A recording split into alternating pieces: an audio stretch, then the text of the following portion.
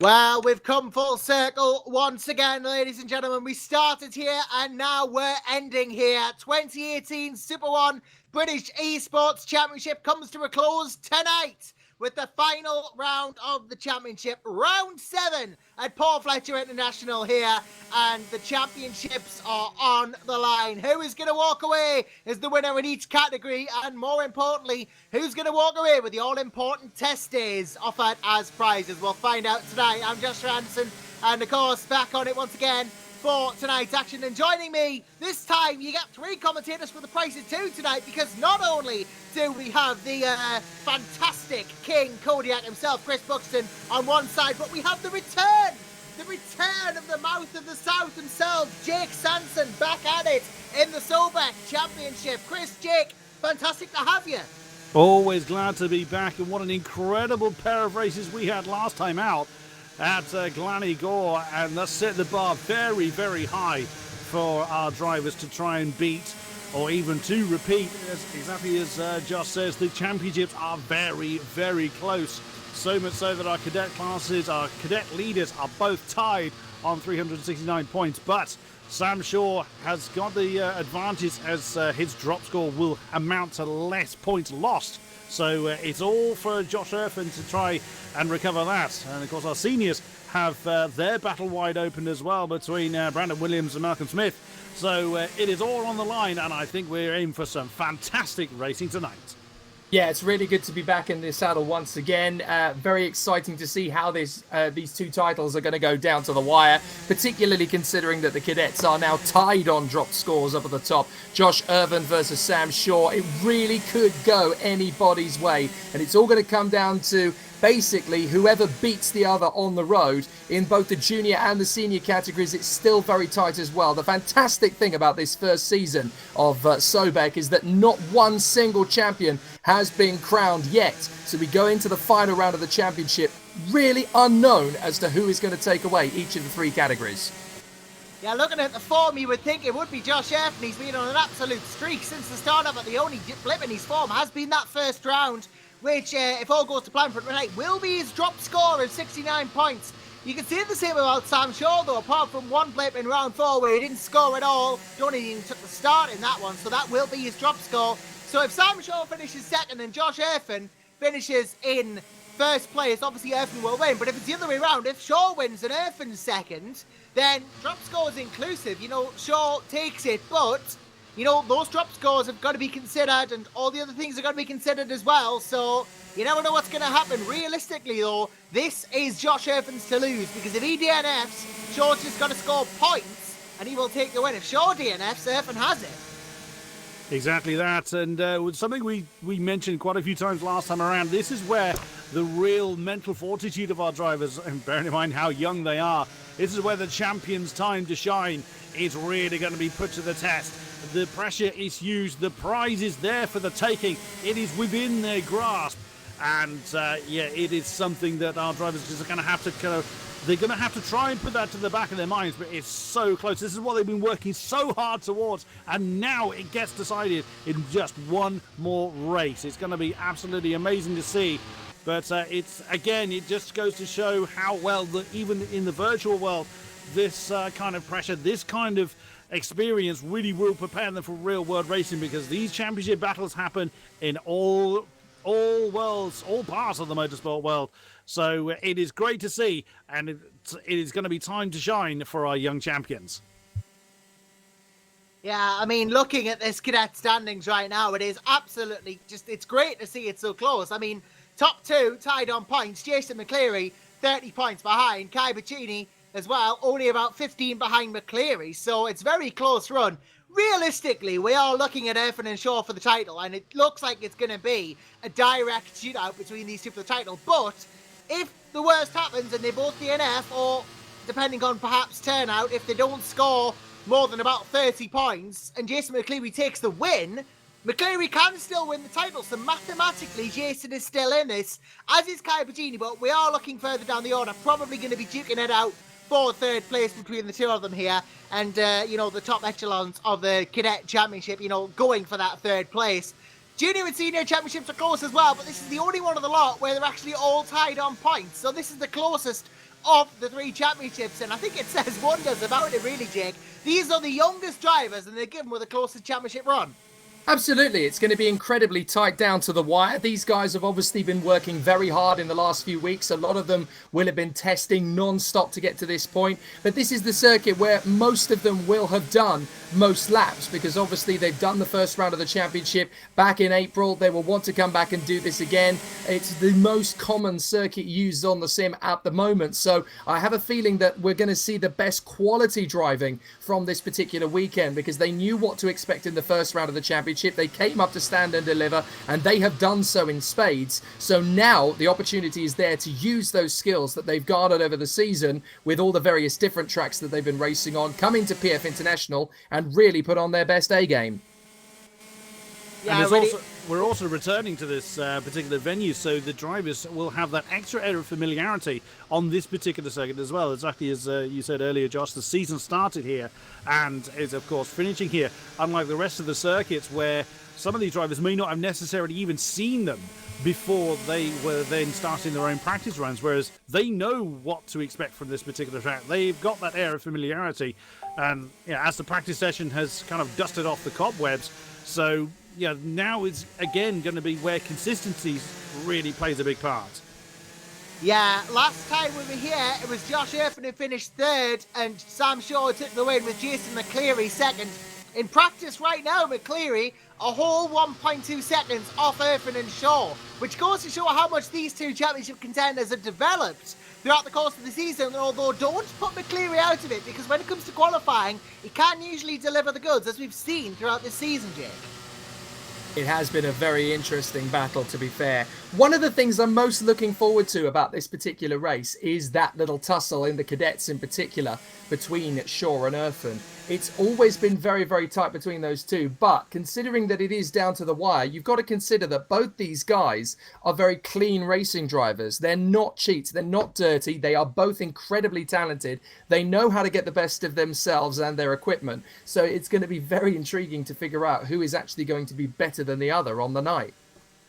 Yeah, but then you've got this extra factor which we have to factor in, and that's Kai Piccini as well, who kind of started the season in the middle a bit, struggling a bit, but he's come into his own, really, Kai, as the season goes through. He's really started to stick into the establishment, so to speak. Finds himself 4th in the standings. Could go for 3rd if McCleary has a bad round.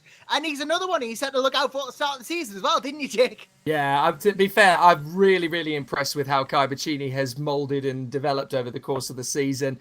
He's known as the Boxer based on his fantastic green screen animation on the Super 1 series itself. So now Kai the Boxer Piccini, he's been very good over the course of the season. He's had a difficulty in terms of the full-scale Super 1 Championship in terms of budget, so he's been using his virtual series to gain as much track time and development as possible. He's even joined me in the commentary box over the course of the season at Super 1 and will be doing so again this weekend at PF, so you'll get to hear him a lot more over the course of the next few days.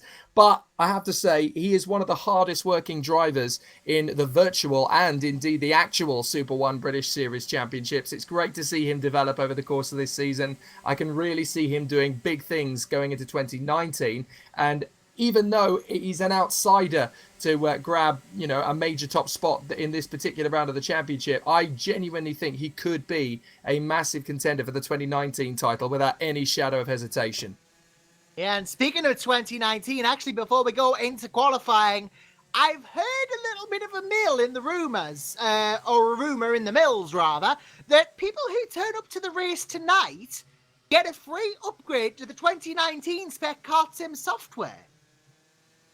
Yep, this is very true. It was indeed outlined over the course of the email servers over the week. So, yeah, that's absolutely true. So all of the drivers that compete tonight will get a free upgrade for the 2019 package. There's some big movement on the SoBEC and KartSim racing front. We're not going to go into the details of that just yet, but a lot of people who've been looking at the KartSim project and thinking, is this really worth getting involved in for that money? I can promise and guarantee you that 2019 onwards, it is definitely something you want to be part of, particularly considering where the expansion is going, how things are going to evolve. It's been a very productive season for KartSim as a company, and certainly for the Super 1 British eSports Championship. 2019 is going to be bigger and better in every single possible respect.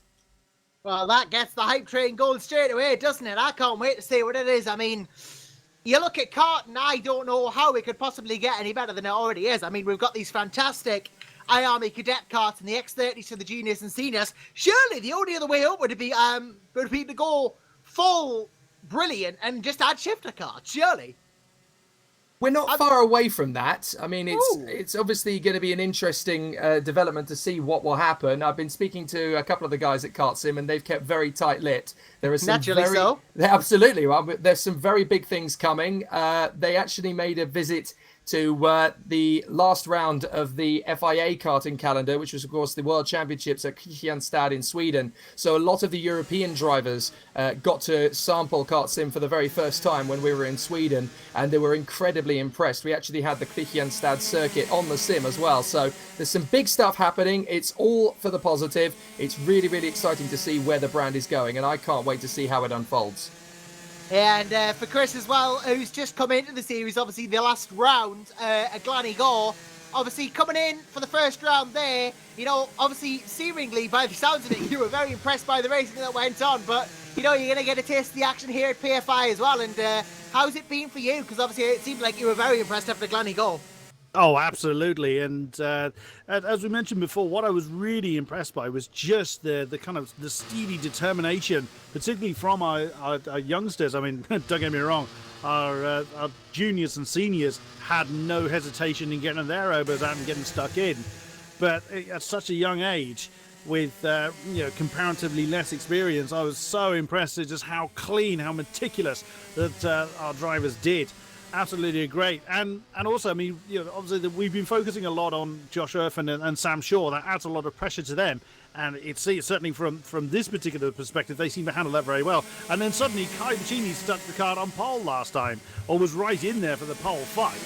So that also shows that, you know, that these drivers are not prepared to give up, and that's an absolutely crucial part of the mental game that goes on.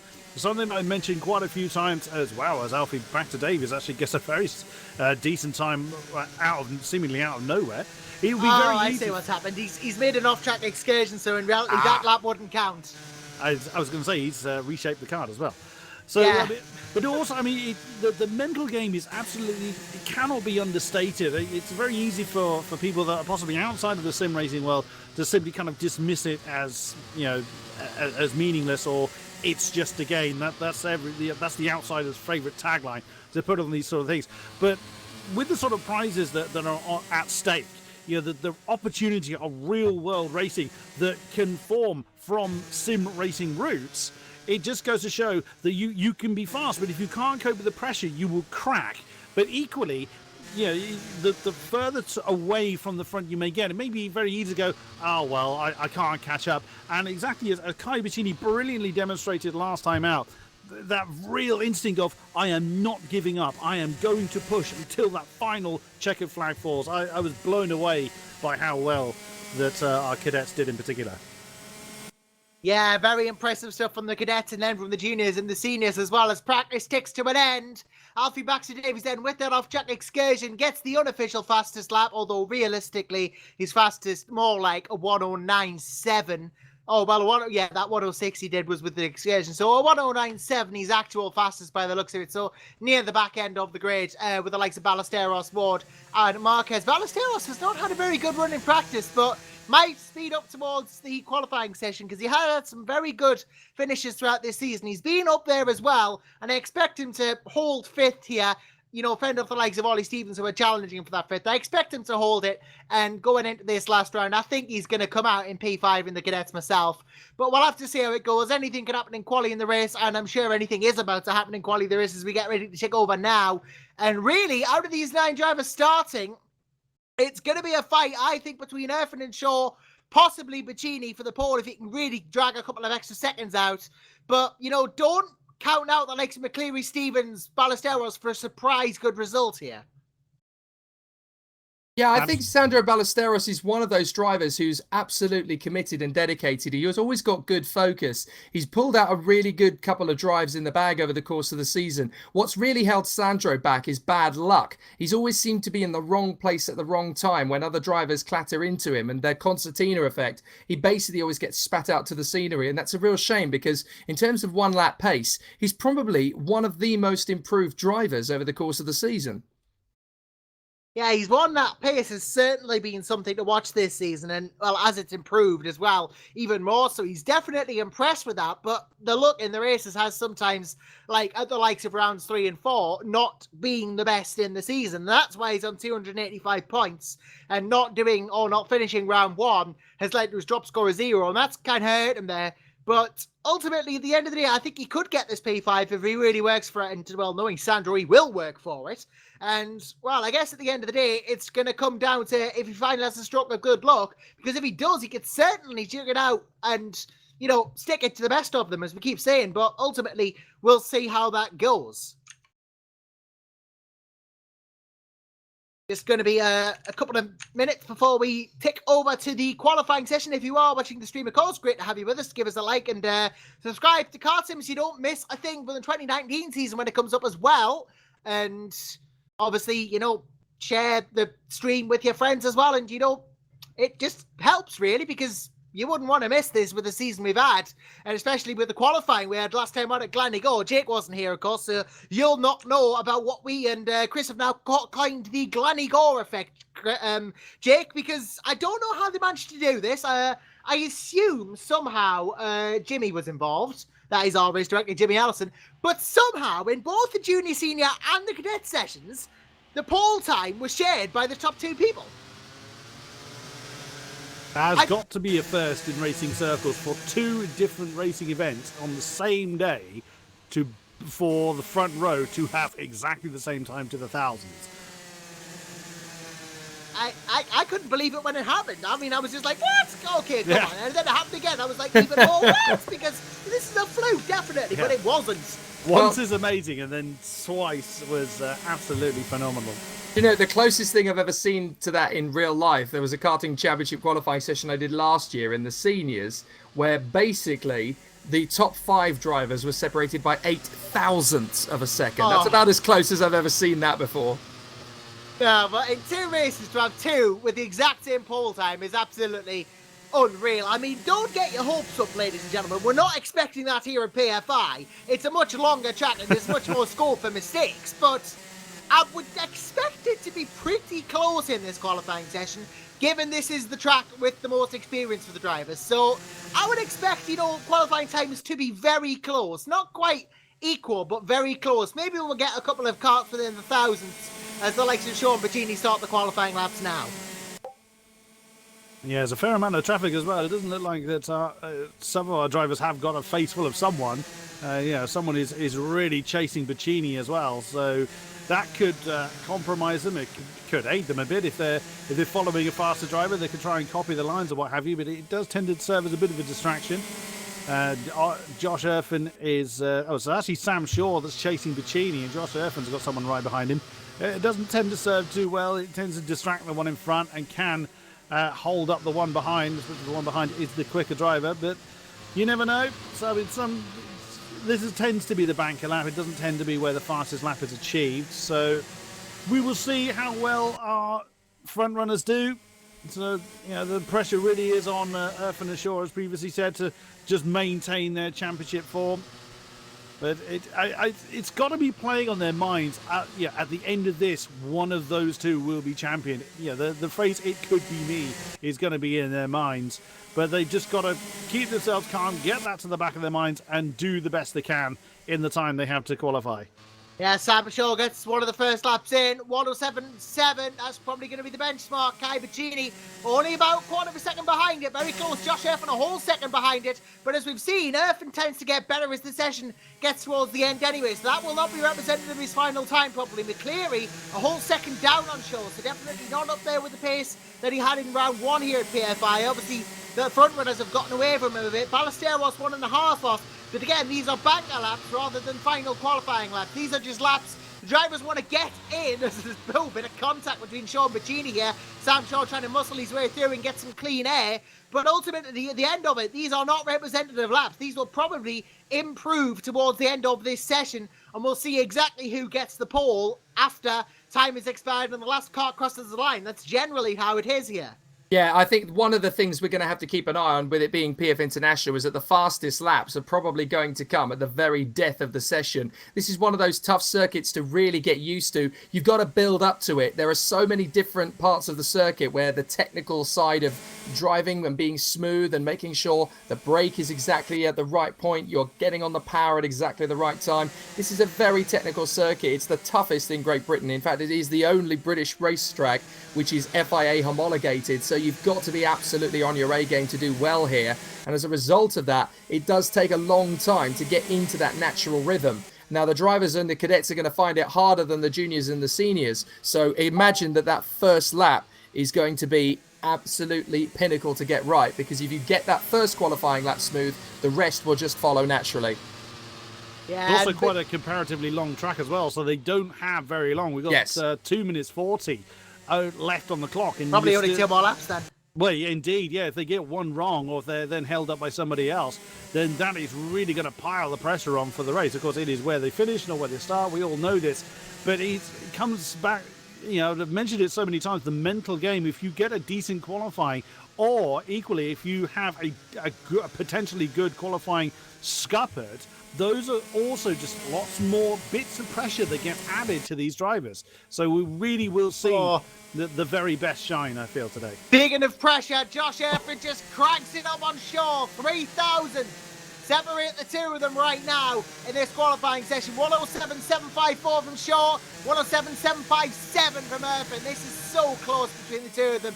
Looking like the two title rivals will go one-on-one into the first turn. I hope they don't center cross it, because that would just be disastrous. But ultimately, Shaw and Erford, again, setting the benchmark here. But Kaya Bacini has free air now, probably going to get another run after this lap as well. So realistically, could still nab pole, but he does have to find 3/10. The top three are right with each other on track as well. Sam Shaw's actually the back of the three. So, if anything, they'll feel like they're racing each other already. But yet again, here come the mind games. Kai Bacini, he may not necessarily be aware that he's got Erford and Shaw directly behind him, but Shaw will just have essentially the carrot directly ahead of him. He could try and kind of not necessarily purposely distract Erford, but he's got those two directly ahead. That will put it. Oh, and look at that, Kai Bacini has now got the top spot, 107.614. But even still, the top three are less than 1.5 tenths separated. What did I say? As soon as Kai Bacini gets fresh air, he can stick it with the best of them. And now he's got almost a tenth on Erford. That's going to crack the pressure up again. Erford goes very wide out of that corner. Shaw takes a much tighter line. It's going to save him some bother and possibly some time in the process. But again, it's going to be coming across the line. We know who's got pole for sure. This will be the last lap for these guys, probably. Bacini coming round into the hard left now. And then just a little bit more before the end of the lap. Shaw follows through now. Stevens, the next fastest, is a whole second behind this cluster of three. That's the gap. But right now, at least with 20 to go, it's looking very, very tense as Bacini goes well off. But press on they do. None of them are showing any signs of giving up. They've gotten their eye in. They know where to position their cars to get the best drive out of these. Is Bacini going to get one more lap? I think he is, actually. Kai Bacini's going to get one more lap. It's going to be close. Maybe Josh Erford. Bacini will. Erford will not. Erford does not improve either, and just Sam Shaw fails to improve. So Bacini, pole provisionally, I think. Nicely done, but it's Kai Bacini then throws it off onto the grass. It was a bit of a shame. He did indeed just narrowly beat the flag as the top four of quarter of the day. Jason McCleary did manage to get within a second, as did Ollie Stevens. But what a stunner. Once again, we saw this last time from Kai Bacini, and he has done it again and taken that top spot. Well, I did say, did I not, at the start of that little battle between the three of them, give him clean air, he can stick it to the best of them, and stick it to the best of them he does. And he's not just done that, he has seriously, inadvertently, but seriously compromised Sam Shaw here, because as a direct result of him not beating Josh Erford, he will start from row 2 and Erford from row 1. Now that makes for some hard challenging into turn 1 if Shaw wants to get this position made straight off the bat. And Kai Bacini's going to be no pushover either off the start. No, indeed. And, Kai Bicini put up a decent fight last time around, but Erfan and Shaw were very much in a league of their own last time out at Glannygore. And I highly doubt we're going to see any deviation from that formula this time. But, yeah, that does add a little bit more to Sam Shaw, especially if he felt that that it all depends on how much more they feel they could have got out of the car. If he feels that that's everything he could have done and he's still that little bit slower, that, again, that just adds that little bit extra bit of doubt, that little bit more pressure on young shoulders. But once you start to settle into a race rhythm, especially if you're able to really keep the fight going with your opponents, it does help to alleviate those kind of concerns. You get into the zone, you just focus exactly on what you need to look at. So Kai Bicini has got very little to lose at that point. He's got far less pressure on his shoulders, I should say. So that could be a real confidence boost. And things like this can help onto the next race. Of course, that will be next season. But looking back at the sort of momentum that Kai Bicini has found, exactly as you said earlier, Joshua, he's found several decent results, particularly in the latter half of the season. He's got a couple of poles under his belts as well. That can only help to bolster this confidence and just help him improve. Yeah, Kai Bicini really has had it all this season, the good, the bad, and the ugly. But to be honest with you, and I'm sure Jake Sanson will echo this sentiment as well, what Kai Bicini really needs to finish his season off is a win. I think he deserves a win, at least one in the Super 1 British eSports Championship. And to take pole from Josh Erfan and Sam Shaw is not an easy thing. Did it at Glannygore, of course, but here at PFI, where he's raced before in the SoBEC season, I think this time around, he's going to put his money where his mouth is. He's going to put all the experience he's had this season, the good, the bad, he's going to take it all. He's going to put it all on display here. And I say Kai Bicini, if he doesn't put up a very, very good fight for it, wins.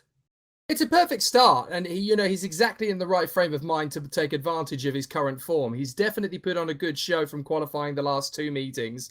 All he has to do, effectively, is hold his nerve going into that first quarter. If he can control the pace from the front and get into a good lead from the start, that first sector is very, very tricky to get right. And if he can just hold his nerve and keep his composure in that first sector, I think a win is very much on the cards. Yeah, evidently could be potentially a win here for Bicini if all goes well, as we now just are seconds away from the start here at Paul Fletcher International for the final round of the Cadet Championship here in the Super 1 British eSports Series. Kai Bicini on pole once again, but he finds Josh Erfan on the outside with a preferential line right there beside him as well. And, well, Sam Shaw behind in P3. He is going to have the drive of his life to get this championship won now as we wait for the start here at Paul Fletcher International. The lights are on.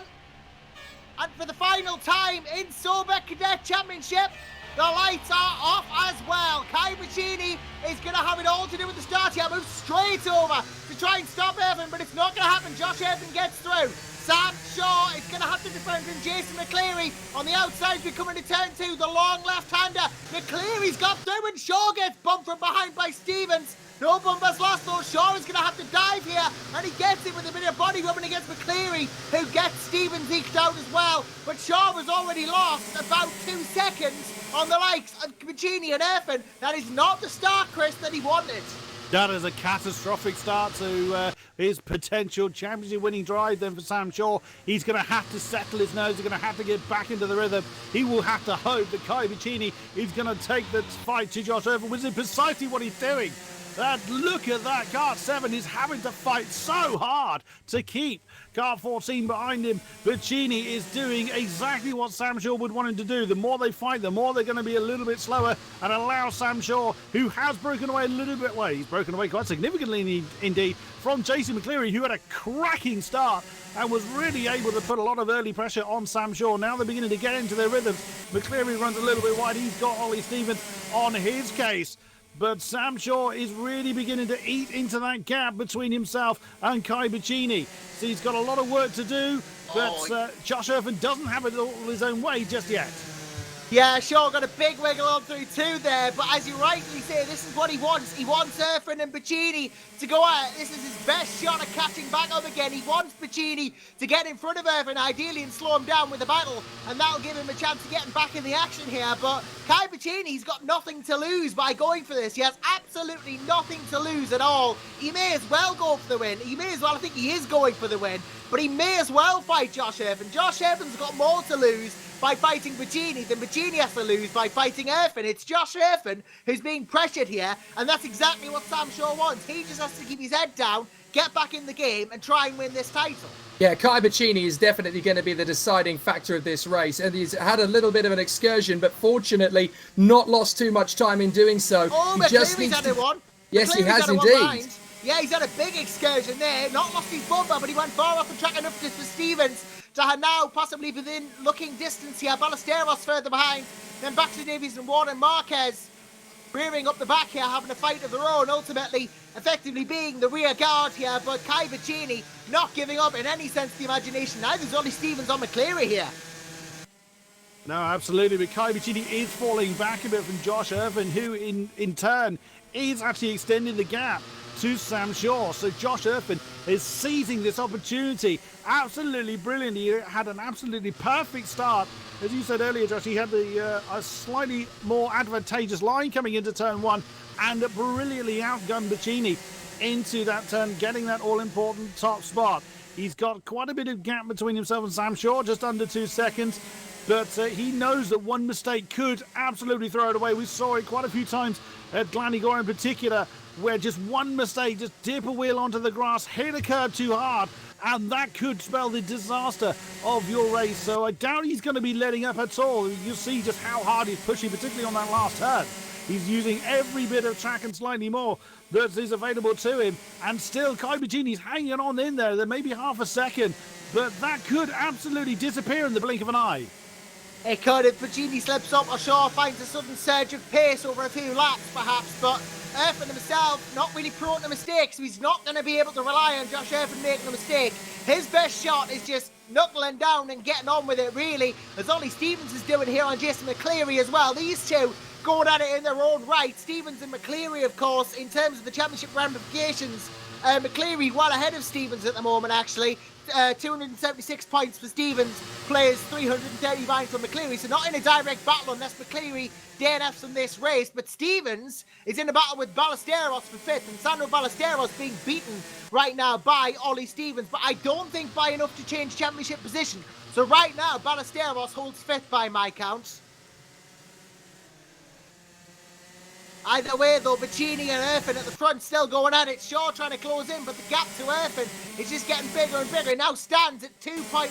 Well, it's gone back to 2 seconds now. It was 2.1. So he's gaining in that last sector, but on the whole, Erfin is pulling away here. Bacchini holding a very solid half a second behind. So realistically, a third of the way through this race, Sam Shaw is not doing enough.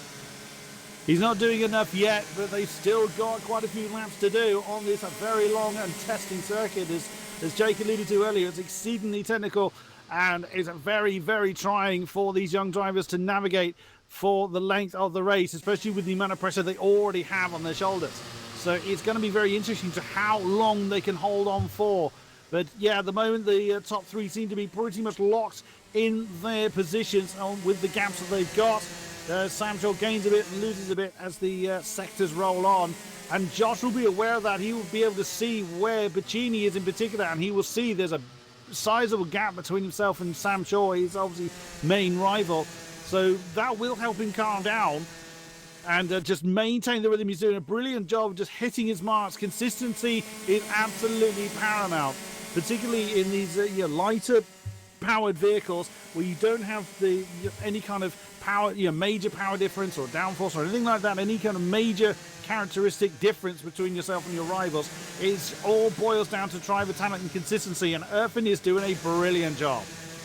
Yes, he's just absolutely, he's cleaning house at the front of the shop here, and ultimately, he's cleaning it up for that trophy cabinet that he might need to buy for the win he's going to get here in the Cadets. Remember, 2019 Super 1 season, fully funded for the winner of the Cadet Championship. That's what these guys are fighting for, and what Josh Irvin is on track to win at the moment. But realistically, you know, the top three can all be proud of themselves at the end of this, I think, at the end of this season, because they'll have all beaten off some considerably better opposition to get there. They'll have all fought against all of the best and won against them. So to be in the top three, ultimately, to fend them off and succeed and get a top three it's an honour in itself.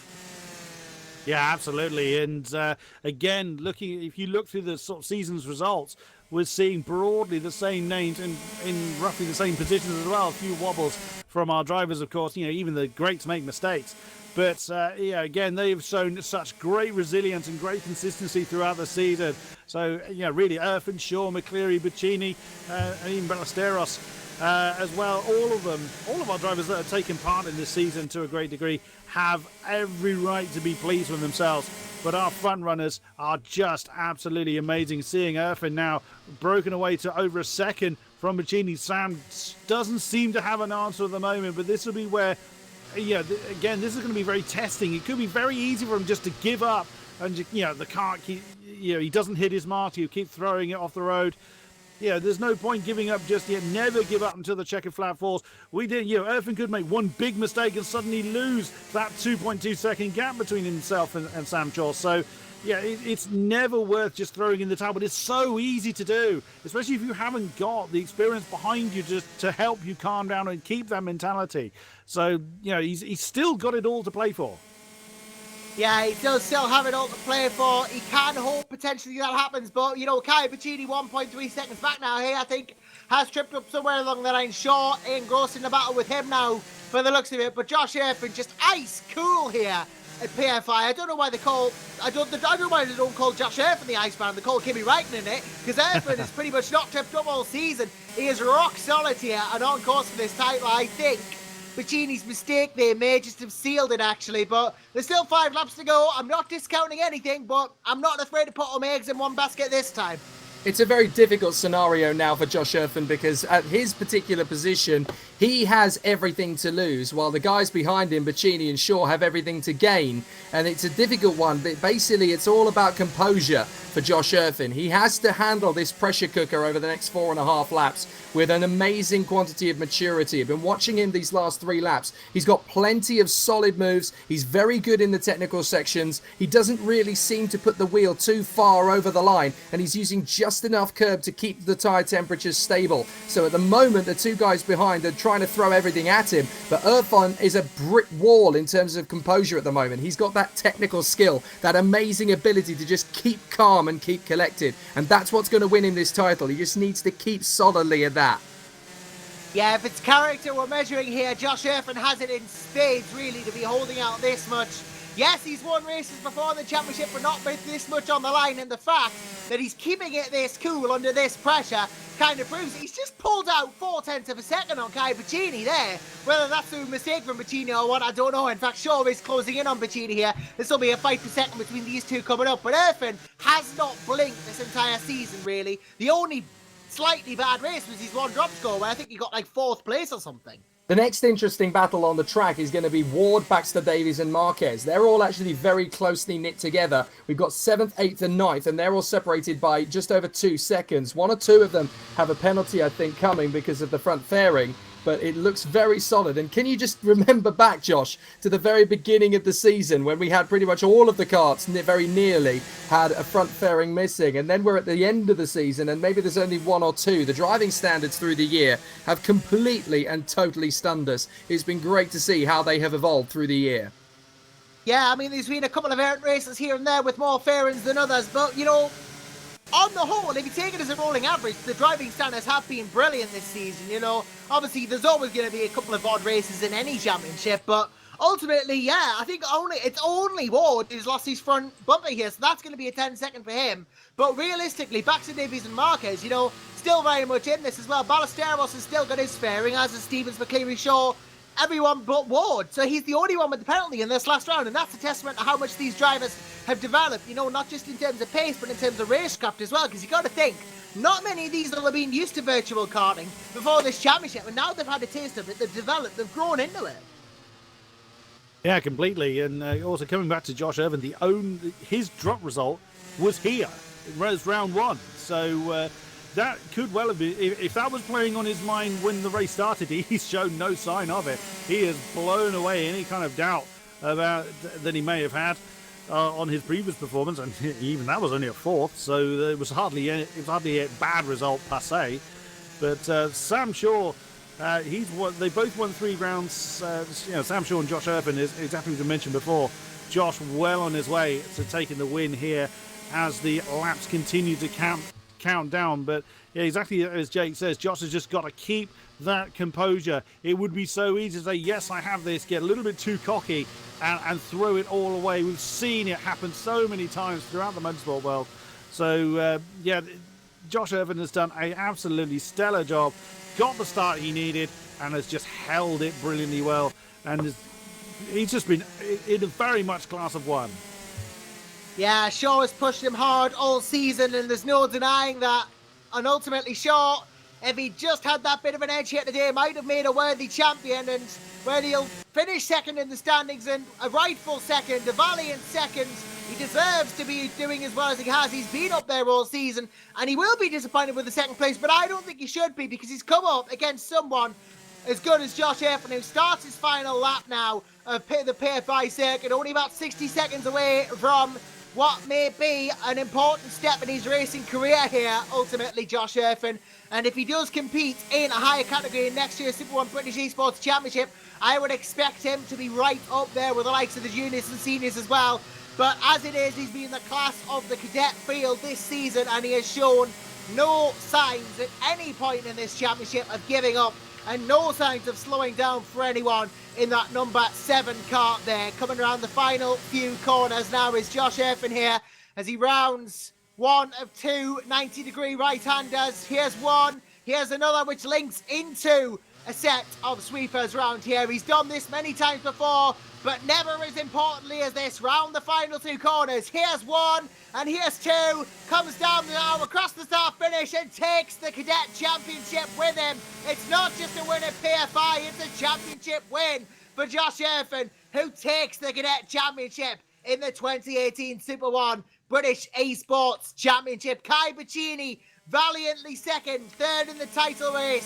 Sam Shaw third in the race, second in the title. Jason McCleary wraps up P3 for himself, I believe, with that result as well. So Bacchini actually finishes 4th in the standings. McCleary obviously 4th, and then 2nd overall. Stevens, I believe, has not done enough to edge out Ballesteros, who finishes 5th overall, from Stephen in 6th. Ryan Ward then 7th from Alfie Baxter Davies and Nathan Marquez. So a close-knit affair all in, but really, what a race that was, and what a title win, Jake, for Josh Irvin.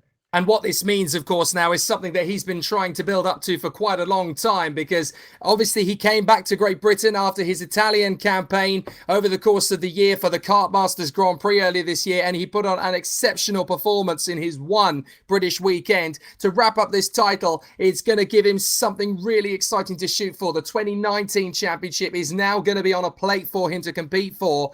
So there's definitely an amazing credence behind this performance from Josh Irvin. We now know for definite that he'll have the ability to go after the 2019 title. And let's not forget some of the drivers that have been able to do that in the last few years. Obviously, we've had Harry Thompson come through and be champion in the cadets in that particular championship. And now he is a Red Bull junior driver and competed in the World Championships at Kristianstad this week in Red Bull colours for the Ricky Flynn Motorsport team, which, of course, won the World Championship in 2014 with a certain Lando Norris. So there's definitely big things to come from that. And also another man who's recently won the Cadet Championship, who's gone on to massive things, Taylor Barnard, who's now part of the Nico Rosberg Academy, and he lined up on pole position for that Junior Championship this weekend. So it's been fantastic to see, you know, how the youngsters in Cadet have come up. And now Josh Irvin, with this championship win, has a full seat on the grid for 2019 in the Super 1 British Cadet Championship. He has a genuine chance to join that rank of drivers. Yeah, going to be very interesting to see how he goes from here. I'll be keeping a very, very interested eye on the Super 1, I think, to see just how well he does. I think he's going to be he's going to shake the establishment over if this is anything to see by. But really, ultimately, Josh Erfin, the champion at the end of the day here, takes the Cadet Championship and the Super 1 British eSports Championship inaugural season. The first to get into Super 1 through here, and I'm sure he will not be the last.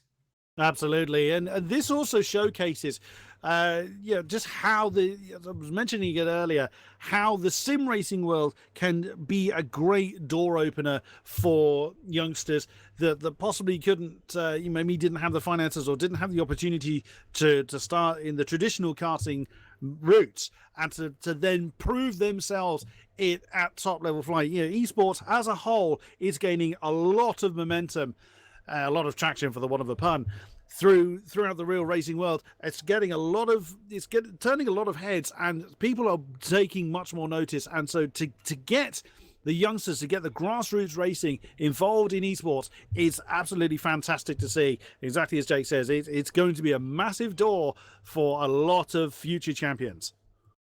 Right, so, and well, if you thought that the stakes were high here, they're getting even higher now in the junior and senior categories. Remember, prizes even more interesting and important here too, because of course junior championship winner gets that Ginetta. Well, they're invited to participate in a test day for Ginetta G55 Super Cup. I think the top 3 in the title are, and the top 3 in the seniors get a shot at a test day for an Ardennes Motorsport F4 test. So big prizes up for grabs here, career-making prizes perhaps, much like the seen in the Super 1 Championship for Josh Erfin, who now takes that. But Will Chadwick here leading the Junior Championship. He's on, after drop scores, he is on 300 points. He's 15 ahead of James Lowther, but Lowther has had good form in that last round at Gleneagore, but Will Chadwick has pretty much dominated the season here, so realistically, he's going to be the one to beat. But Lowther could still do it, as could Declan Russell, as could Matthew Higgins, so still wide open here in this junior category. In the seniors,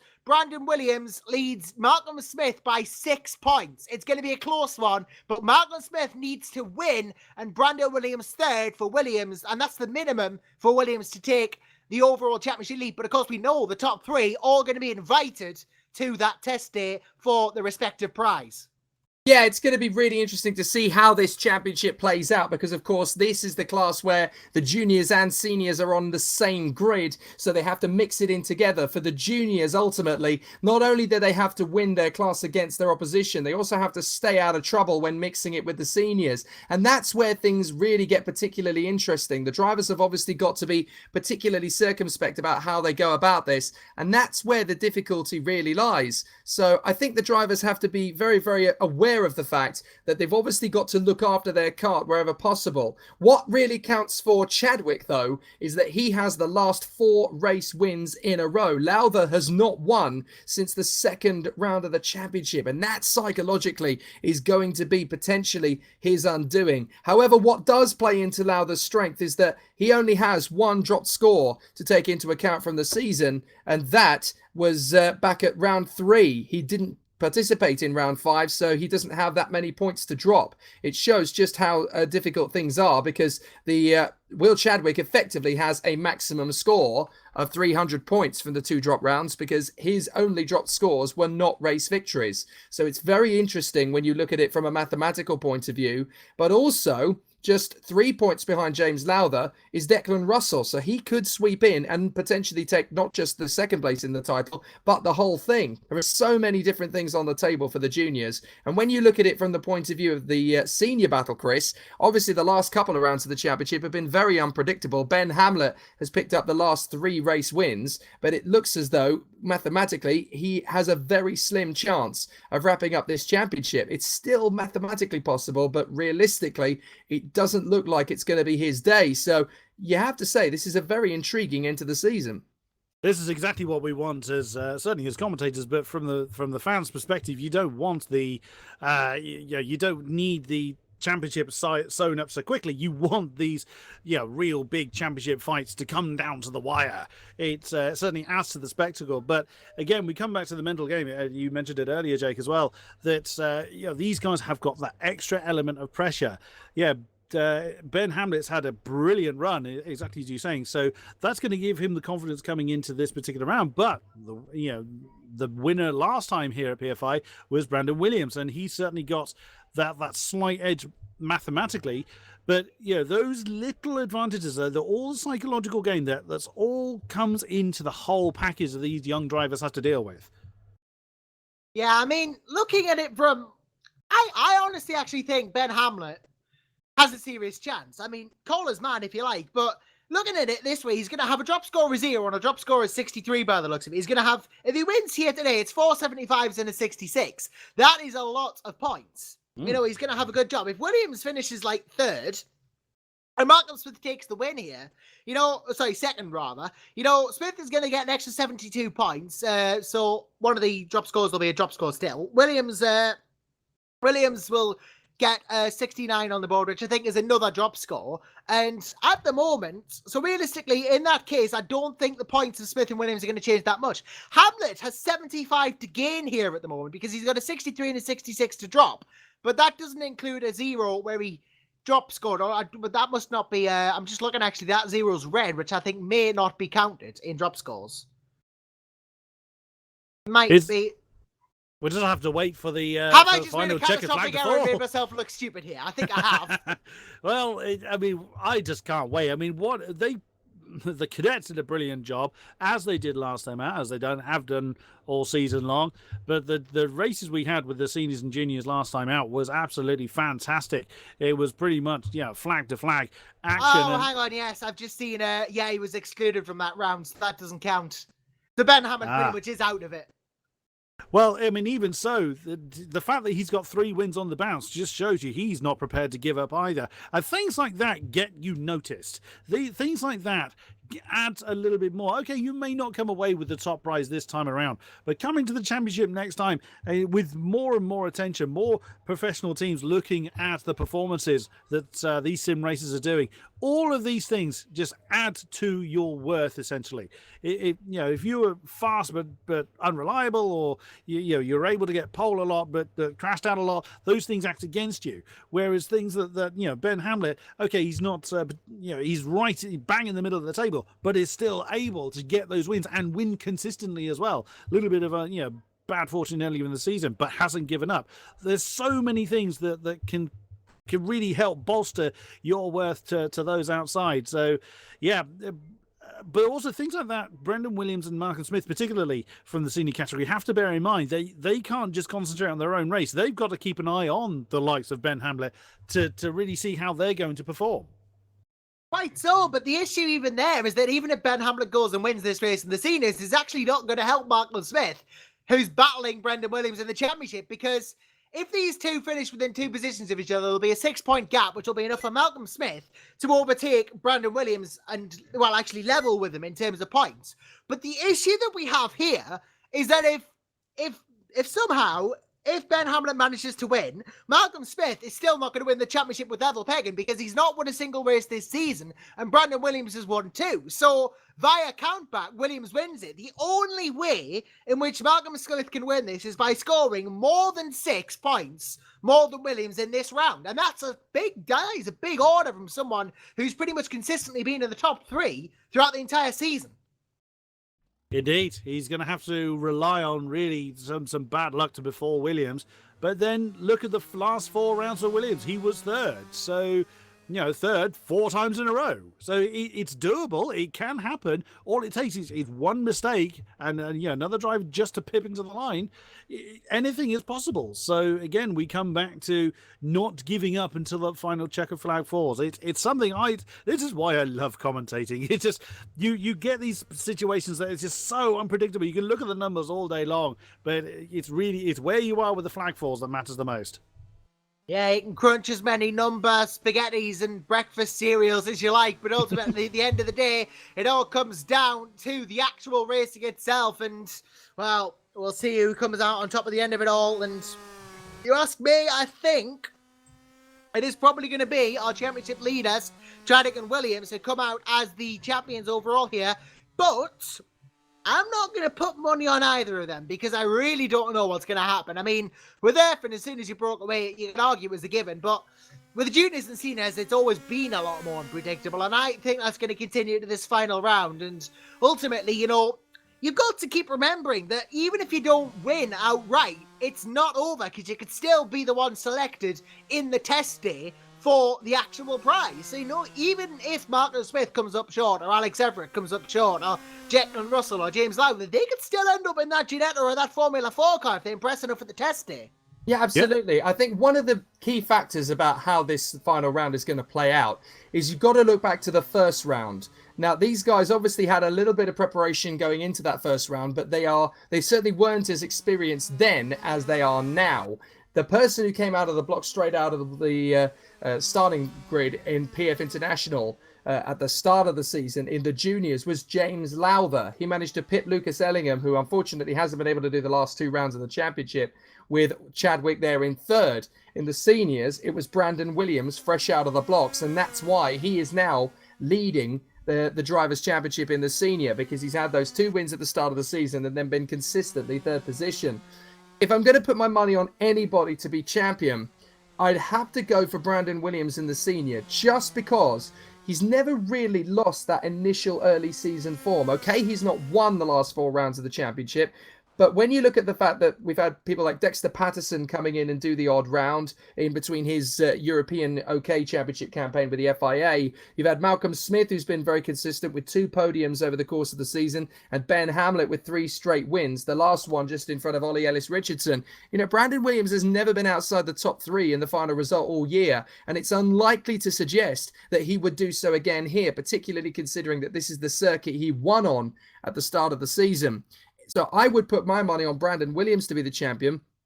In the juniors, it's very, very hard to call it, but given his current form, Will Chadwick has been unbeatable for most of the season. But James Lowther was the fastest at PF out of the blocks. But having said that, Chadwick has only finished off the top 3 on the dais once. So again, it's very hard to predict, and I wonder if the pressure of knowing what's at stake going into this last round of the championship is just going to get to a few of the drivers, because they've always known in the back of their minds that those prizes will be coming. But now, in the next hour, we will find out who it is that's actually going to get that test with Douglas Motorsport in Ginetta Juniors, who's going to get that test at Arden Motorsport in Formula 4. So this is not just a pipe dream now. We are about half an hour, 45 minutes away from finding out who's going to get it. And I just wonder, Chris, if the pressure is going to get to the drivers in contention for it. We may see a few thrills and spills that perhaps we weren't expecting coming into this final round. Absolutely agreed. And again, it doesn't matter how far up the chain you go, the pressure to perform, particularly when the stakes are so high and the points are so close, it only really magnifies. So whilst we mentioned this quite a few times with our cadets, the juniors and seniors have it the juniors and seniors, you could argue, have it that much higher. The stakes are higher, the prize are that much bigger. Arden, for goodness sake, they're everywhere as far as single-seater racing is concerned. So the possibilities are absolutely huge for those that do well. And exactly as you said, Josh, you don't necessarily have to win outright. You just have to impress at the right times. So you're looking at what you were saying, Jake, about who the likelihood winners are. I'm in full agreement with you. I think Chadwick has certainly got the greatest, just looking at the numbers, but the form has been, let alone the numbers, even if you never knew the previous numbers, just looking at the previous race, the form was just unreal. And he really did keep himself out of trouble. He was actually pressuring quite a number of the senior drivers last time around at Glannygore. So whilst he was, keeping himself out of trouble, as you mentioned earlier, Jake, the juniors did a brilliant job. He was actually really putting a lot of pressure on the seniors last time out. So excellent talent, but also very mature and very controlled driving.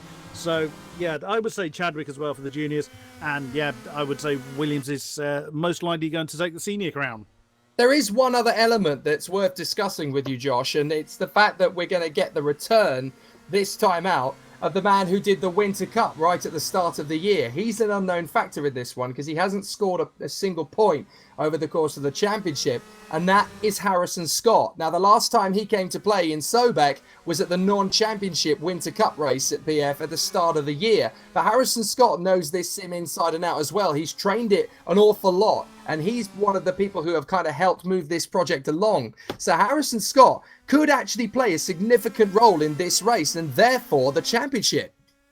Yeah, well, we saw him at Glenigor as well. He popped in, but then didn't race, unfortunately. If he does race here at PFI, if he turns some laps, I may be considering, although he is turning laps, I can see him actually out on track now. But if he does turn laps and if he races today, he could be a serious factor. You're absolutely right, because in that Winter Cup, he absolutely stunned us all with how well he did, of course. We know how good Harrison Scott is, but to actually see it in the simulator shows how easily he can cross over from reality to the simulator. And, well, if he can just keep up, if he can maybe shock the system here today as well, he could play a role in the championship. You're quite right.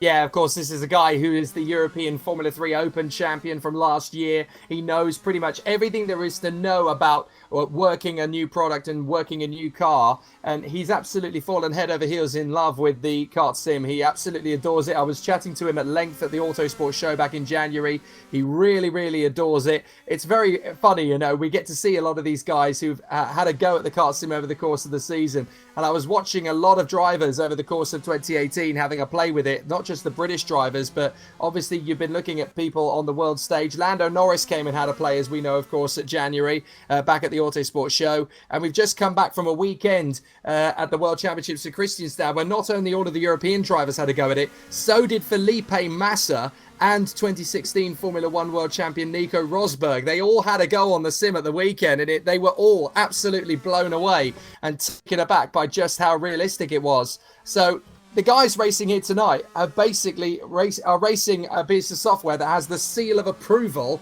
of a karting legend and the 2016 Formula 1 World Champion. It can't get much better than that.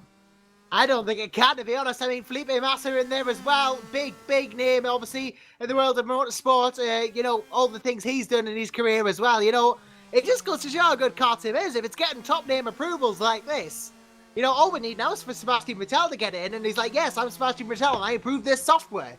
Well, there's rumours that he might go into karting again in some way, shape or form, but you've got to look at the brands that are currently involved and the people who are taking part. There are dads who were Formula 1 drivers that now have sons competing in it. You've got Juan Pablo Montoya, whose son Sebastian is now one of the top juniors in the world. Jarno Trulli, whose son Enzo is now one of the top young junior drivers in the world.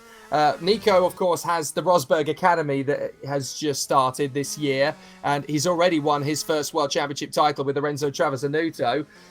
Then you've got to look at the fact that Felipe Massa is now the SICFIA president, and he's already started talking about the possibility of taking karting to the Olympic Games, which, if you look at how strong the FIA Karting Academy trophy has been the last 6 years, that concept could actually work very well in the Olympics, provided they don't just get celebrity names. I'd actually like them to keep it within the karting pool and get the drivers in from KZ, OK, these categories. I think they are the ones who should ultimately get the credit for what they're doing.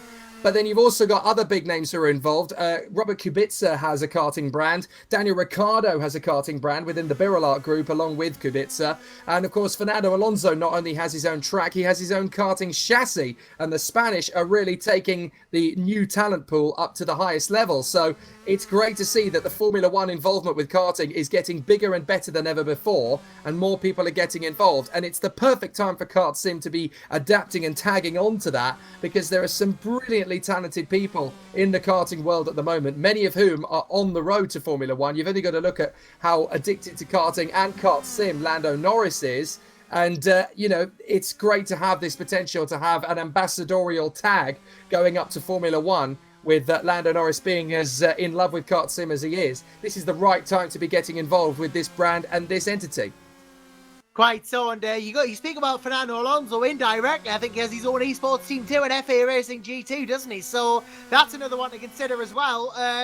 As that, so you know, if teams ever became a thing in KartSim, maybe would have the likes of teams drivers from that team coming over to the junior senior categories and having a go. Yeah, do you know the growth of this particular brand, the KartSim software, the interest in it? I do not think it's going to be too long, maybe 2 or 3 years down the pipeline before we see an international championship where people from all over the world will have their own KartSims in their bedrooms, and they will actually be competing under the brand licenses of some of the biggest teams in the world. You've got to look at it from the point of view of some of the teams that are looking into esports as an entity. And of course, you know, the championships that are involved now, there are some big names involved in F1, in touring cars, in MotoGP. I doubt it's going to be long before the world of FIA karting will start to bring in the big guns. You know, people like Kart Republic, Praga, Gillard, Birolart, Tony Kart, Drago Course, CRG, Expirit. I don't think it's going to be long before these big brands are going to get involved. And then, of course, you've got to look into the other entities, the likes of sort of Cosmic and Paralin.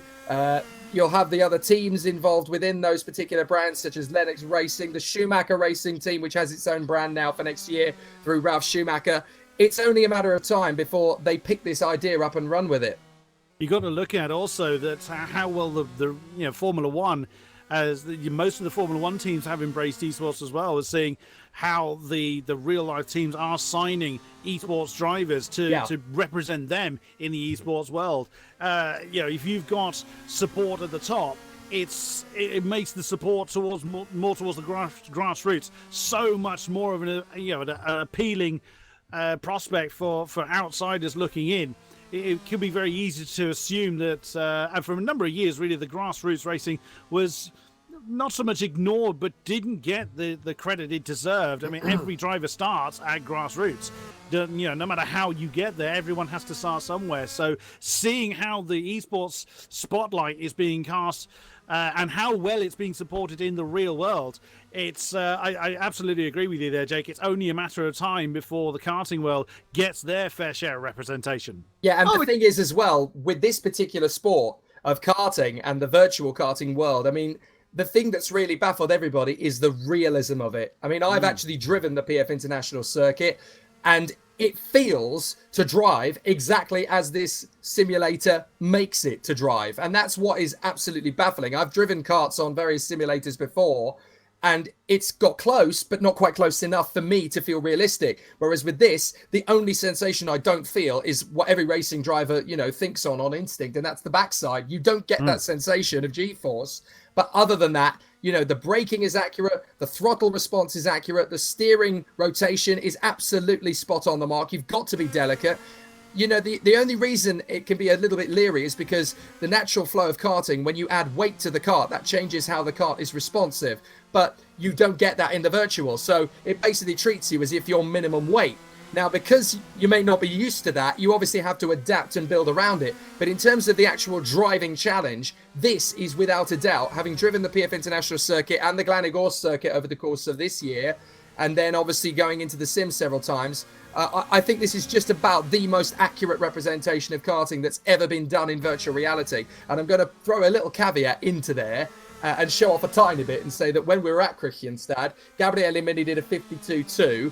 I did a 53.7, so I am slightly getting better. I'm only second and a half of the best young drivers' talent in the country. But that I will credit to KartSim. The fact that this software doesn't just allow you to play with a good product, it does improve your skills. It does make you a better sim racing driver. I've used this, then gone on to things like iRacing and Project Cars and a few other things, and I've actually found I'm a better driver because I've used it. It's not easy to get good at this. And as a result, if you can get good at this, it makes you a better sim racing driver all round. And also real-life driver as well. I mean, you've got to think, this is something else that a number of outsiders looking on the esports world may kind of take for granted. It's just how fit, how mentally attuned and physically attuned you have to be to perform at the very highest level. You do have to be a very strong athlete. The only aspect, exactly as you say, Jake, you don't have to deal with is the G-force side of things, but you've still got to be very mentally quick. You've still got to have the actual skill to be fast. But all of that is directly transferable to the outside world. And that's why these top teams, as we rightly say, are picking these drivers up. I imagine in a few years' time, maybe some of these drivers might actually be in major esports operations when, well, maybe even in the upcoming McLaren Shadow operation they've got going as well, because you all know about McLaren, obviously what they've been doing as well. And of course, the big opportunities that come with that, of course, the mighty Flying Dutchman Rudy van Buren as well, who I've had the pleasure of commentating on several times throughout his career, who won the first season of McLaren Shadow, and now, obviously, the McLaren development driver going into season 2 as well. You know, there are huge opportunities coming up here, and, well, you know, we talked to our teams before. I wonder what it would be like if they got Rudy in on this whole KartSim business. He'd probably just wipe the floor with everyone. Well, I say that, but he might not. Well, do you know what? He was watching the FIA World Championships at Kristianstad, and when I told him there's a kart sim that's just as realistic as the real thing, he did raise an eyebrow. So maybe I might just be able to convince him to have a look at it. Oh, go on then.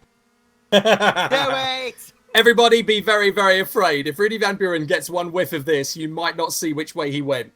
Yeah, I mean, he's blindingly quick, but then again, a lot of the drivers here are blindingly quick, so as good as he is, the likes of Hamlet, Ellison, Richardson, Williams, Everett, Malcolm Smith, Ellis Richardson, remember, in the junior, I believe, he's a senior driver. I keep thinking he's a junior driver, but he's a senior. Ellis Richardson won the Hot Lap competition, though, and he's entering this championship, and he's been right up there ever since. These guys could give Rudy van Buren a decent run for his money. No word of a lie, these could be up there if it ever happened, but we're just speculating at this point, ladies and gents. What we really should be focusing on right now is the present, and that present is, well, currently in Ben Hamlet's hands. He is currently top of the timesheets, half a second up on Ellis Richardson. Again, that's not going to help the likes of Smith, who's got to win. Yeah, it's hard to begrudge Hamlet a race victory again in the kind of form he's in, but it's all about how Brandon Williams handles the pressure, and it hasn't escaped my notice that even in the practice session, yet again, Brandon Williams isn't outside the top 3. He just solidly seems to be at that sharp end, and all he has to do is remain there effectively. He needs to keep on top of things. He cannot afford to let the pressure get to him. He's got to focus on the race, the driving around the circuit, and the championship ramifications will have to play second fiddle to that, because at the back of his mind he'll be thinking, well, I could get in an F4 car as a result of this, but you can't afford to think like that. You've just got to be in a position where effectively, you know, you are in control of your own destiny. You cannot let the outside factors play into your mind. Yeah, external factors, you can't let them get in your mind in a race like this of this importance, and ultimately these drivers are probably going to try and clear their minds as well as they can before the race actually starts and just prep themselves in the best way possible ultimately. And for Ben Hamlet, it's just going to be about a win. He's got nothing to lose by going for the win. Ollie Ellis Richardson has got nothing to lose by going for the win. Brandon Williams kind of needs to get the win, or at the very least stay ahead of Malcolm Smith, and Smith needs to beat Williams by at least 7 points. So it's Smith's to lose, really. He's the one who's got to go for it here. Meanwhile, fastest junior at the moment is Matthew Higgins on a 57.845, which is only 0.2 of a second quicker than Declan Russell, although he has just binned it in the braking zone for the second hairpin, trying to improve. So the pressure cooker definitely getting to these juniors, because they'll all know how significant the Ginetta Junior Driver Championship is, and they'll all want to get into it. So again, that little bit of pressure just in the back of the mind, you've just got to wipe that from the mind. It's just another race on the sim. You know how to drive the laps. You've just got to stay focused. Yeah, Lauda's problem, though, in terms of the championship ramifications, not only is he behind Will Chadwick, who he's fighting with for the title here, but he needs Will Chadwick to DNF, because he can't, with the amount of juniors that are here at the moment, and that's 5, with the amount of juniors, he cannot make up the points gap in one race alone. He needs Chadwick to DNF, and for him to win, and right now he's back in the field. So with Matthew Higgins, who's in third, fourth in the championship, doing as well as he is, and Russell being there as well, I reckon Higgins and Russell fight it out, possibly an overtake between the two here, but Chadwick walks away with the championship, and Lauda second, possibly third. So it could still go either way here, but it's not looking good for Lauda if he doesn't get that pace up.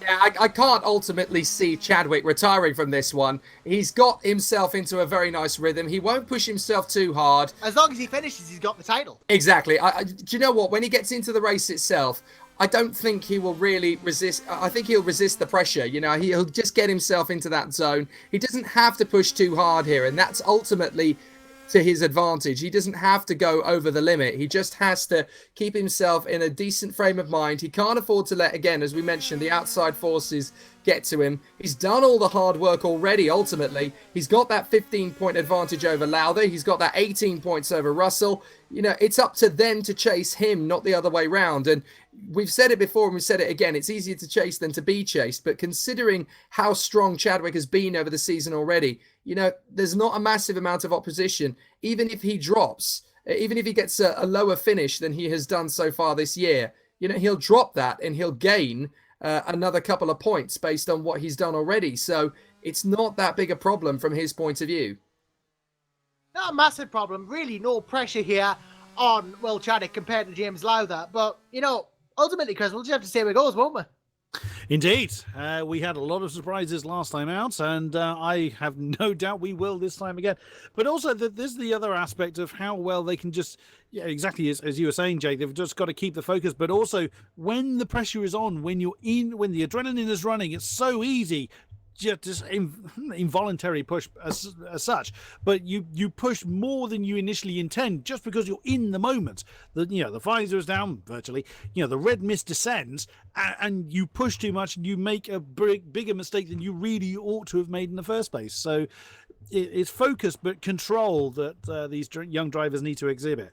Yeah, you're absolutely right. And the thing is as well, their opposition are all very much in the same boat as them. Some of these guys are obviously in or around the Super 1 Series paddock in real life. They may not have had quite the campaigns or the financial backing to get into that position in the first place. So they're all fighting to get that sort of credence. What this virtual championship offers them to do is basically get another route to the top. And they're all doing that in a very different way. But the pressure is still just as intense because they know that the pool of drivers around them are in a similar boat. So they need to get that opposition out of their heads. They need to just focus on it and carry on with their own discipline. So that added pressure cooker really does give the drivers a big problem to deal with. It does. It gives them a significant problem with the pressure all mounting up ultimately. And as we go into qualifying, we'll see how that manifests in the drivers themselves. But really, this is the big one now for these guys. This is the one that matters the most. And we keep saying, of course, top three getting that tested, but they all want to win. That's the problem. Everyone wants to win.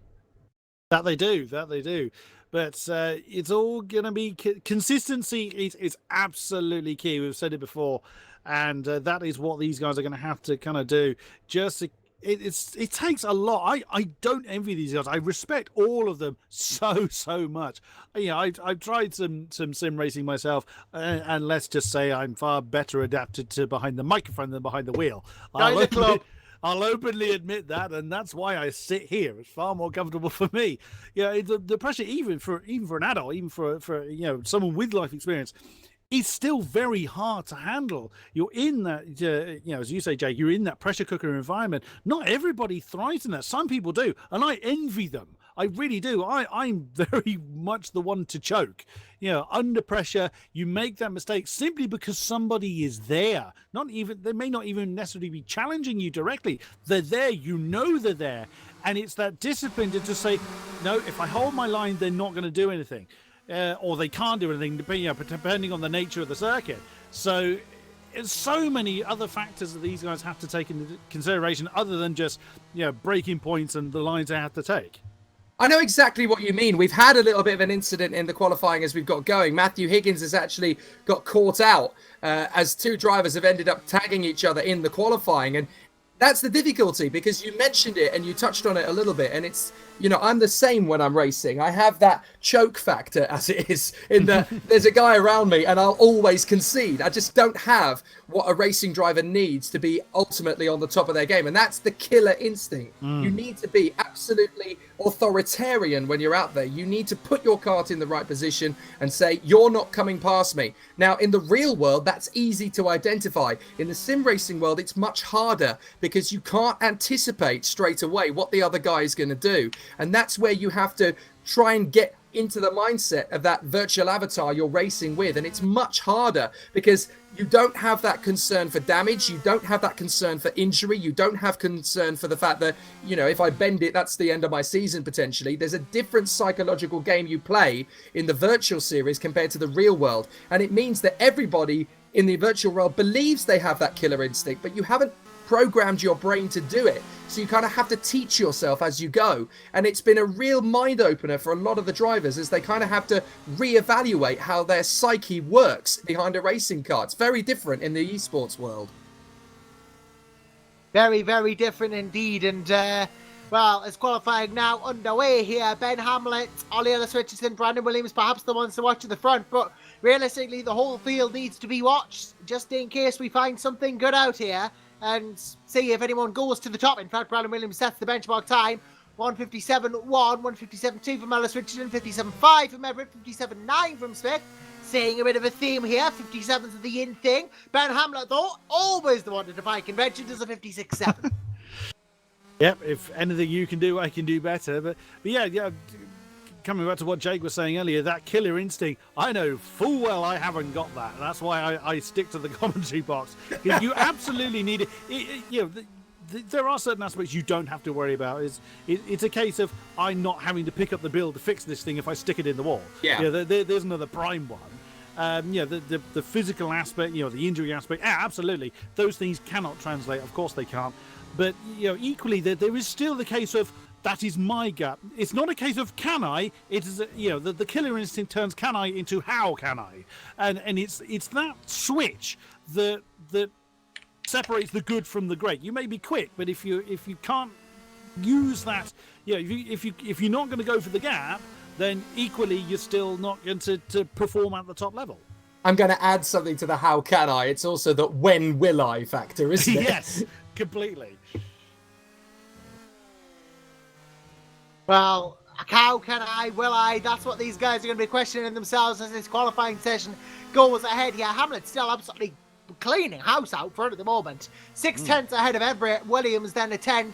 And then look, Harrison Scott just inserts himself there into the third place at the moment. And, well, apparently, however, his ping is a bit high. It's 245 as it stands, and he's been told to fix it. Yeah, Ouch. I wonder if that could be potentially why he's been able to get that much of an advantage. So this could be a real game changer in terms of the in terms of the race factor. For those who are not aware about what ping is, in terms of whether it's too high or not, Josh, we need to clarify what exactly that means and what the ramifications of it could be. Yeah, of course, if Ben Hamlet doesn't get to start the race, that means he is, well, out of this race, really. He's not really going to suffer in championship contention here. But ultimately, at the end of it, it would be sad to not be able to see him race, definitely. So what exactly do we mean then by ping, Chris? I mean, I'm not quite as technical on the esports side of things, but obviously this is something that Ben Hamlet needs to fix quickly. But in technical terms, the ping is the time it takes for data to go from the driver to the server, or to where the race is being held, and back to the driver again. So it's the time it takes. And we're still talking milliseconds. But again, the higher the ping, the longer that latency, the longer response time is inherently happening. So that has very bad ramifications. The longer, it's also bad for your fellow drivers as well, because they will see that lag, they will see that latency actually physically taking place. 1 minute you're going to be in one position, and then suddenly the server realizes you're in a completely different place, and boing, the person lagging jumps into a completely different spot. So you as the chasing driver may be preparing for a move, thinking that the person you're chasing is in one position, and magically they reappear in where they actually are on their own screen, on their own rig, but it's not where you think they are, and suddenly you've collided with a car that wasn't there literally a split second ago. So it does have... this is one of the few things that the sim racing world has to deal with that the real world, of course, doesn't. As far as I'm aware, no car can magically teleport from one position to another. Not yet. Not yet. That would be a very unusual caveat to real life racing. But if someone's got very high ping, long latency, something that is causing a delay from their side, it has real bad ramifications mainly for the competitors around them, but equally for they themselves. If you're the driver that's got the bad ping, the high latency, essentially everybody around you is in not necessarily the wrong place, but will just be pinging around everywhere, because your game, your simulator, is updating slower than it should be. So instead of a smooth transition for your opponents around you, so allowing you to judge your particular responses correctly, everyone is jumping around, so it makes your life that much harder, and you will then end up the one having the accident through being unable to plan your moves properly. So it is really something that does need to be sorted out. Very much the case. Obviously needs to be sorted out. High latency is a bad thing in these parts. He's got 10 And seconds to sort it. He's too. got 10 seconds to sort it, and it hasn't been sorted at the moment. So really not looking very good for Ben Hamlet, unless he says he's trying as well. Time runs out. He's not being able to prove. Ellis Richardson's close in as a result. Now, if he doesn't start the race, then effectively that puts Ollie Ellis Richardson and Brandon Williams on the front row of the grid, and the gates of Valhalla open up for Williams, effectively, because you've got to look at Hamlet on raw pace as the potential ipso facto race winner, but Ollie Ellis Richardson could actually give Brandon Williams a bit of a benefit here, because if Ollie Ellis goes out and gets the victory, then that's fine. Brandon just has to sit behind him. As far as he's concerned in terms of the championship fight, you know, Ollie Ellis Richardson's only done the last 3 rounds. He can take his first victory, no problem, but all he has to do is effectively sit behind him, and it is virtually a victory. Indeed, and of course, Williams' main rival is 2 positions behind him, will be sat directly behind him on the grid, unless, of course, there's changes in the last few moments, which Williams is back in the pits. He doesn't improve, and neither does Everett. So Malcolm Smith, he won't improve either, so he will be starting 5th, unless, of course, Ben Hamlet cannot sort his problem out, so he will be excluded from the front row, which would be a great shame. Of course, as we mentioned before, Hamlet on an absolute great streak. It would be an absolute travesty, really, for something, you know, a technical problem to deny Ben Hamlet the pole. But then again, that's something that the real life drivers have. You know, something goes wrong on your car or on your cart in between qualifying and the race, and all that hard work is gone. So yeah, it would be a great shame, but that unfortunately is the nature of the beast. Right, so, and ultimately, you know, he's still not managed to get it down. It's 252 at the moment. I mean, if it's stable, it's probably safer than if it's unstable, but it's the overall ping value that ultimately is the problem here, and he really needs to get this fixed in the next couple of minutes, otherwise he will not be taking the start. And in which case it will be Ellis Richardson on pole, from Williams, from Everett, from Smith here. So ultimately, Ollie Ellis Richardson may have inherited a pole here. Yeah, and the difficulty as well is that Hamlet can't even really hope to start from the back of the grid if he doesn't get it fixed, because it doesn't fix the problem. It just means that, you know, effectively it could actually add to the random nature of it as he closes up on slower karts. So basically he's got to get this fixed or he can't be allowed to start. It's a really difficult situation for him. It would invariably would actually create quite a major problem, because again, Ben Hamlet would then become this inconsistently moving target for a lot more cars than if he was allowed to start on the front. But you know, the rules are the rules, irrespective of where your championship or how your championship campaign is going. That is something he's got to fix, and he's got mere seconds to do something about it. But it doesn't look good for him, sadly. Yeah, not looking good ultimately, and it is a rule book requirement that your ping get right, and it's not looking like he will manage to do it, unfortunately, by the looks of things. It's still 227 and climbing now to 228. So realistically, I think, and it's both ways as well, remember, it's the amount of time that it takes. Oh, apparently I'm told he is within the rule. Oh, well, in that case. But it is very close. Yeah, and that basically means that it's going to be quite tricky. He's got to be more careful than anybody else out there when making overtaking moves. He can't just hope to squeeze on the inside line and hope that it will stick. He's got to know that there's a wide open gap and he can get up the inside without causing any contact. And it's very, very tricky, because that basically leaves you absolutely no margin for error whatsoever. And that makes things particularly difficult. Indeed it does. It's actually gotten worse as we've been talking, ironically. But down to the grid we go, and he will start on the front row, but he himself said he will pull off if it becomes bad. So obviously, he'll be forced out whether he likes it or not. If it continues to be, oh goodness, it has actually risen quite a considerable way, so he may well have to exclude himself if it doesn't improve very, very quickly. However, we have a race to talk about irrespective of that. Yeah, we do. We have a race. Ben Hamlet in only just by the looks of it. It's going to be on the cusp for him, so we really want to watch Ellis Richardson as the lights go on. And the lights for the final time this season go off. Ellis Richardson on the right, looking to get a good start from Hamlet and the rest of the field here. Alex Everett too and Williams, they're all packed in and there's problems already. Everett goes up and Clout Higgins. And they're both off by the looks of it. Hamlet gets away nicely though. He is out of harm's way here. And Ellis Richardson chasing behind as well. Williams, Chaddock, Smith, Lau, the farmer. Everett has lost his front bumper, as is Higgins. So they're both going to get penalties. Harrison Scott at the back of the field, remember. Harrison Scott is going to have to fight for it. But Ellis Richardson chasing down Hamlet nicely. Well, this is a fairy tale for Will Chadwick because he's the only one of the junior drivers who got away from that. It's absolutely brilliant. And it's just perfect for Chadwick because all he has to do effectively is just drive the car around. Lowther has got away without too much of an issue and he was lucky to get away without a penalty. He hasn't lost the nose. So Lowther is basically the only person who can halt Chadwick in his tracks for the junior crown now.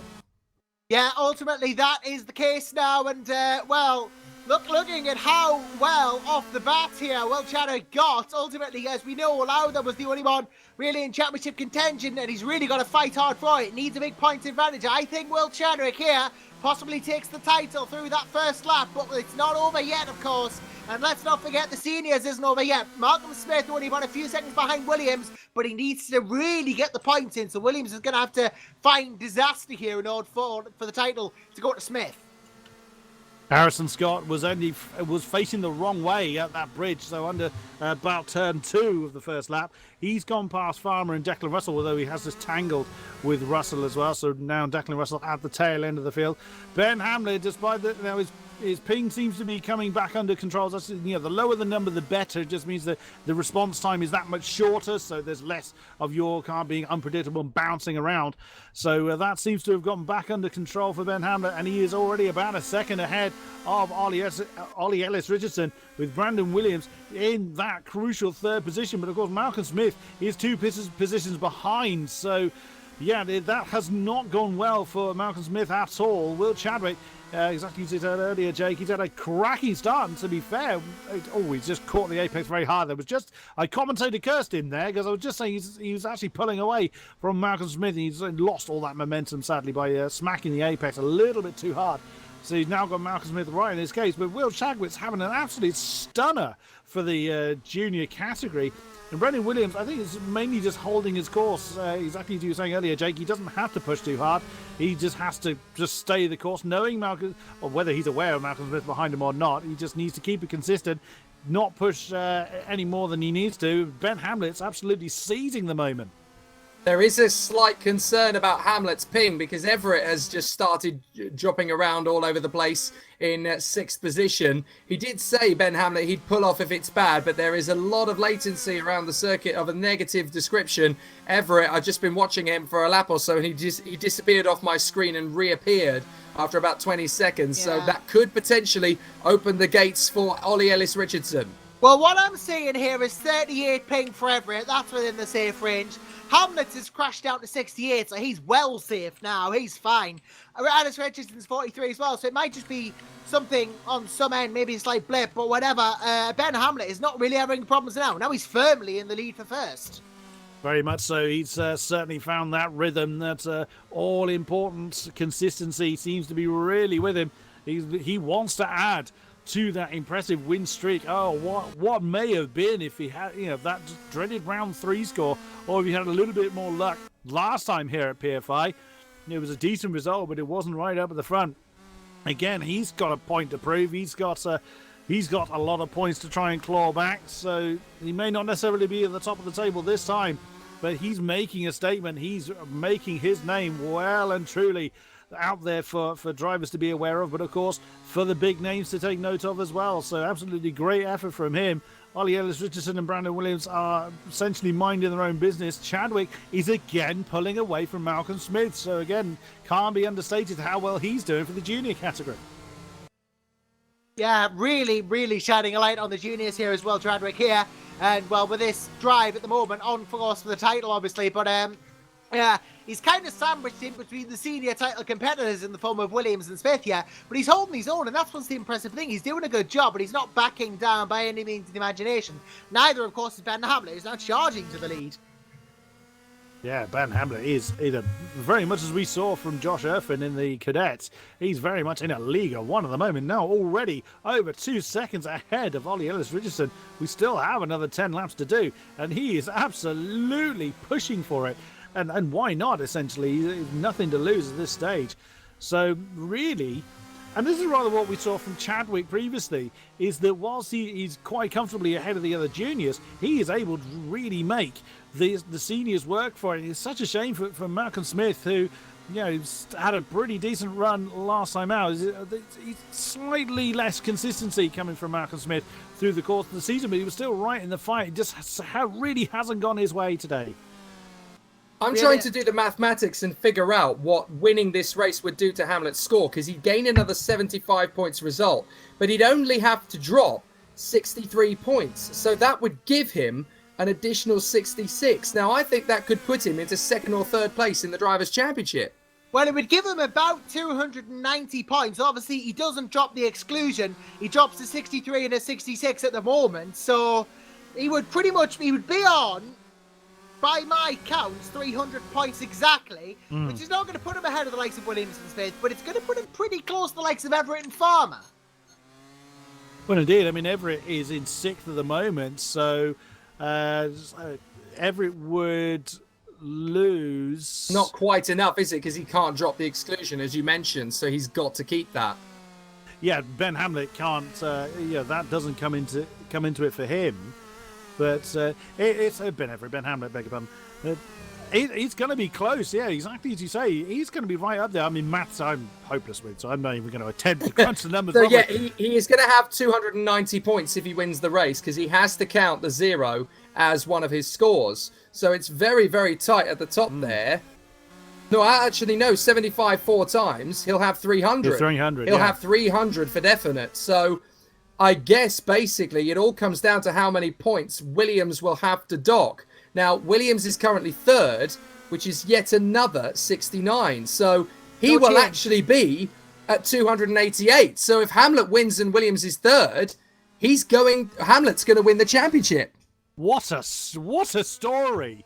I mean, I'm not sold. Well, actually, yeah, that's a fair point. Actually, I didn't think he was in it, but because Hamlet's already got 4 second places. He'll add another one, so he won't lose any points, but he won't gain any points either. Hamlet with the win, he's going to pick up the championship. He's going to snatch it from him by 12 points. Hamlet's going to win this championship. Everett just lost his nose. And who has Everett? Yeah, he has actually, Everett has lost his nose big time there. And looking forwards, Ben Hamlet still got his. But yes, I thought he had a chance. I thought he had a chance at the title, and it turns out Ben Hamlet actually does. Well and truly, yeah, very good spot. You've knocked me for 6 there, son. That much is for sure. So Hamlet has basically just got to keep this going, and that's why it was so critical for him to make sure that the ping wasn't too high, because otherwise he would have had no chance at all of winning the championship. He had to win this race and get out into the lead, and this whole title has basically been won based on the fact that he got that electric start off the line ahead of Ollie Ellis Richardson. He's got himself into a perfect position, and no matter what Brandon Williams does now, if he gets into 2nd, it won't be enough. Hamlet's going to take the title from him. Well, that is a twist and a half, isn't it? I mean, Williams can only really get a maximum of 6 points from here. Ultimately, Hamlet would have to finish 3rd and Williams 1st. It's the reverse of what Williams wanted. I thought it was a gimme, but I didn't realise Hamlet and Williams would be in the positions they were. I thought Brandon would at least be 2nd and Ben would be 3rd or something. I don't know. I mean, it might not have made the race at all. But I've been completely floored here by Ben Hamlet, who might just snatch the title from 6th in the standings. It's based on the fact that he's been so strong wherever he's had an opportunity to win. He's done the last 3 races in fantastic fashion. And the fact that he's going to basically have no less than 300 points if he wins this race. The only way, effectively, that Brandon Williams can win the championship now is if he gets, well, even if he gets into 2nd position, he'll still drop 69 and 69. But what he will have is 297. 297, so he'll only be 3 points behind him. And again, that's an 11-point gap than what Williams already needs to get, and that won't be enough even because Hamlet has the win. So Yeah. I'm in shock. It's unbelievable, isn't it? It's unbelievable. He has to count. Yeah, Williams has to count on Hamlet having a problem, losing the nose, burying it, or the pin going. Or the ping going completely crazy again, but that's looking pretty stable. He has to basically rely on Hamlet sticking that one into the wall or having some kind of technical problem that forces him out of the race. That's the only chance Williams has now. The only thing that's certain, really, is that Will Chadwick is on the run to the junior title. He's there in 4th position. Lowther has dropped off the back of him now. He's made a mistake somewhere and dropped back 10 seconds. Because he was fairly close to him at one point, and now he has kind of drifted away, as has Matthew Higgins, obviously, after the start. So he's just got to keep ploughing on and hope he beats Declan Russell to the flag. But it's an absolutely baffling situation. Will Chadwick looks set to be the junior champion without any hesitation, but it's all down to whether Hamlet can make it for these last 4 laps. Well, I wish he told us this sooner, otherwise I could have hyped him up as a champion a bit more. But honestly, trust me, he's been feeling that pressure cooker all the way through this evening without a doubt. He's obviously done his maths and he's figured out, the only way I can be champion is if I win this race. If I'm second, it's not quite going to be good enough. I need to win this race. So he's pushing for absolutely every ounce of it. Well, and he's going to get a bonus with Ole Ellis Richardson finishing second. That's going to seal the deal. Well, ultimately, at the end of the day for Hamlet now, then, really it's a case of, well, I've got the title to win and nothing to lose by doing anything less than absolutely innocent gunning it. So that's what he's doing. That's what he's doing. He's going absolute hell for leather, and it's paid off in spades because he's just started lap 13 and 15 and he's on course for the senior championship when I didn't even think he had a chance to begin with. I'm floored. Absolute stunner, really. And he spotted that much. Oh, Harrison Scott's in the pits. That's a shame. He's out of fuel. He's under-fueled. Oh, See, dear. do you know what that is? He's not done this over the course of the season. He hasn't raced. Harrison Scott way of retiring. Yeah, he hasn't raced, of course. Harrison Scott hasn't raced since February, so he must have forgotten the fuel levels. Oh, man. What a shame. Only Harrison Scott. No, I'm kidding. That can happen to anyone, but... he tried his best, ultimately, at the end of the day, and he will get a recorded finish, although it will be a DNF. At least he tried. He gets the cake from The Simpsons with at least you tried on it. Don't worry. If I see him at PF International, I'll make sure there's a wooden spoon with his name written right through it. Perfect. Yes, Ben Hamlet, though, has no such thing to worry about as he starts the second to last lap of a race which he needed to win. Ellis Richardson 5 seconds behind, Williams 8 seconds behind. I bet he didn't think he'd be in this position at the start of this race, but he is now. Will Chadwick right behind, Malcolm Smith right behind as well. All absolute, well, apparently we have the maths wrong, but he's absolutely gunning it right now either way, but he's really, really going for it. I'm going to see how this goes. I thought it would be Williams on it at the moment. Apparently Hamlet can't win. I'm being told Hamlet can't win. I thought he couldn't. But ultimately, yeah, I'm just looking actually. It's 75 for a win, 70 for second, 69, then 66. So ultimately, if Williams gets 6 points here, less than Hamlet, at the end of it, oh yeah, and we know he can't drop a 0, obviously, so he'll end this season with 300 points if he wins. Surely he'll end with he ends up with 300 exactly. Obviously, Brandon Williams just at the moment is going to score 69 points. No, I think somehow, I think we're right. Yeah, I'm pretty sure we're right on the maths on that one. No, I think we are right as we start the final lap. Either which way, my Ben Hamlet, regardless of whether our right maths is right or not, is on halfway through the final lap.